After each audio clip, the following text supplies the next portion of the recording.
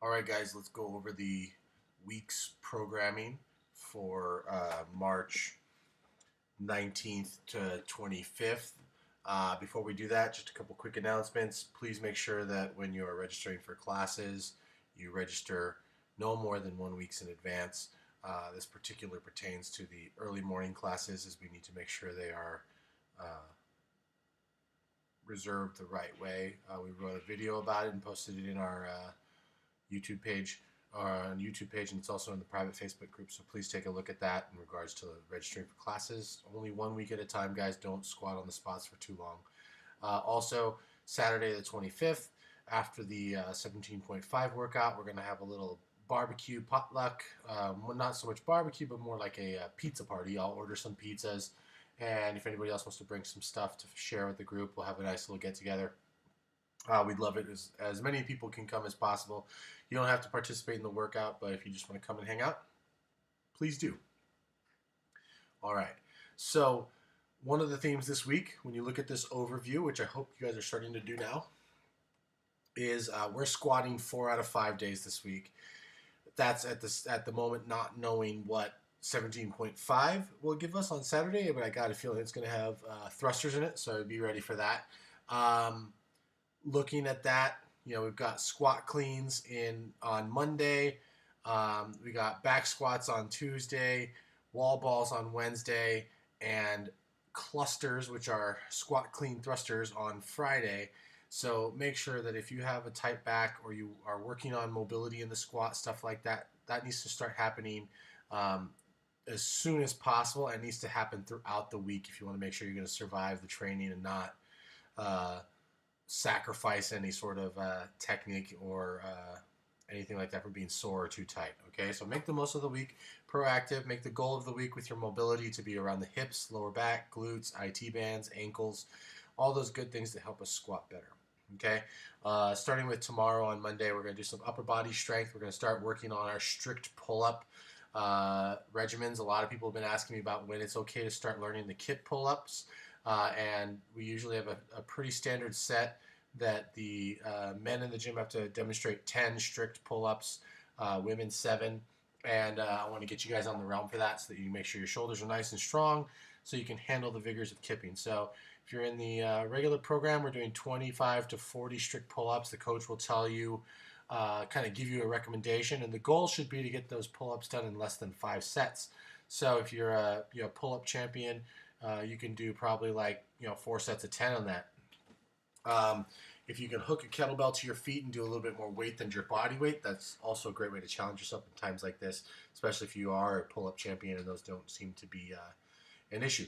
Make sure that during the pull-up, the elbows are staying in alignment with the body and that they're not coming out in front and we're basically doing a chin-up. You want to keep it the right way. Keep the elbows in alignment with your body from right side to left side. If you're not quite a pull-up expert yet, don't worry about it. You're going to accumulate 50 very strict ring rows. Okay, strict is important in this. That's what develops the strength, especially on the lowering from the rings and on the pulling up. If you want to do it's the same as a jumping pull-up, we tell you to jump up and slowly lower yourself down. That's where the strength gets developed. Make sure your whole body's remaining active and that you're squeezing your glutes, your hips, your quads, making sure everything stays nice and tight so you're like a plank while doing the row. Okay. After that, we've got some pull-ups. If you are doing the RX version, the workout is a 9-minute AMRAP of squat cleans and pull-ups. It's always 5 pull-ups, but you're going to do 1 squat clean the first round, 2 the second round, 3 the third round.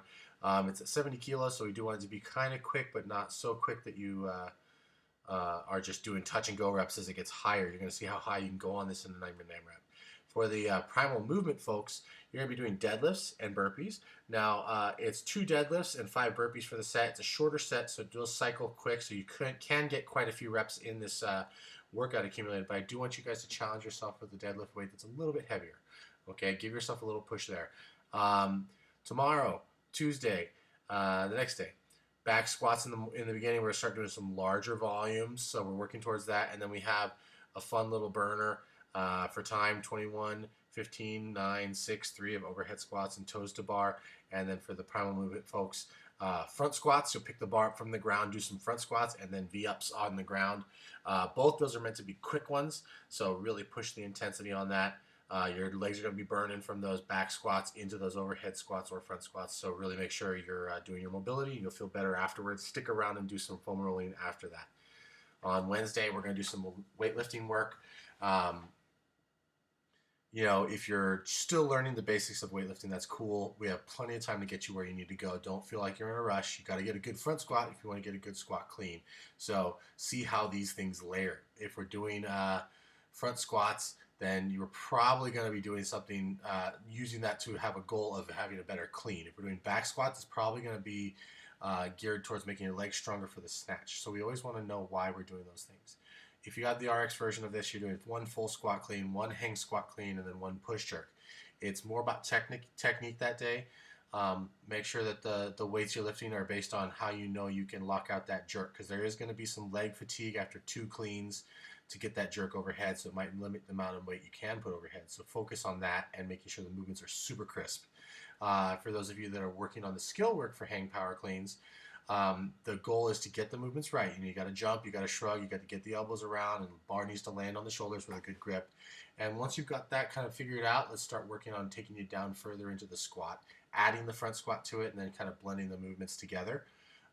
Really make sure you're getting better at the movement. After that, we got a quick AMRAP that's some burpees and burpee box jumps, and then a lot of wall balls. So it's a 3-minute AMRAP with 15 burpees. 15 burpee box jumps, and then you have the remainder of that 3 minutes to get as many wall balls as you can. I really want to see you guys push through the barriers of comfort and get into that nasty place. Go to that dark place during this workout and really go for it. I want to see how many wall balls you can accumulate in that time. I want to see somebody get well over 100 reps. Okay. Same thing if you're doing the PMP version. You got 10 burpees, no box jump, getting everything up there and working really well on it. Okay, break through it, get uncomfortable, and do some fun stuff. Thursday is kind of a active recovery day. It's actually still pretty tough. It's a lot of rowing. We're going to really hammer in, just like we have been in the last couple of weeks, rowing technique with you guys. We'll go over it, and we'll make sure everything is looking really, really, really, really positive in terms of the technique. Lots of making sure the back angles are right, that you're on your heels, that you're pushing with your legs, and that all the power is coming through the hamstrings.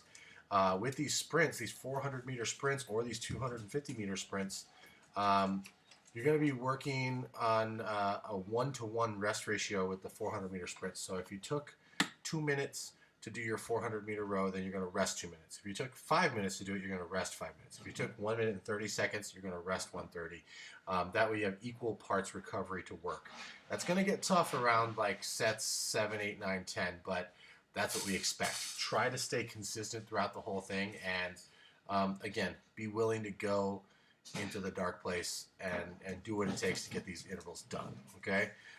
If you're doing the PMP version of it, it's shorter intervals, but that means I want higher intensity. I want you to really push the pace for these 250-meter sprints, and you do get a set rest between those. 250 meters should take you less than a minute, but you get double that. That's just a beginning aerobic pace, and you'll learn more about that and how we accommodate everybody in their aerobic abilities as we bring in the level method for programming at the gym in spring. So be ready for that.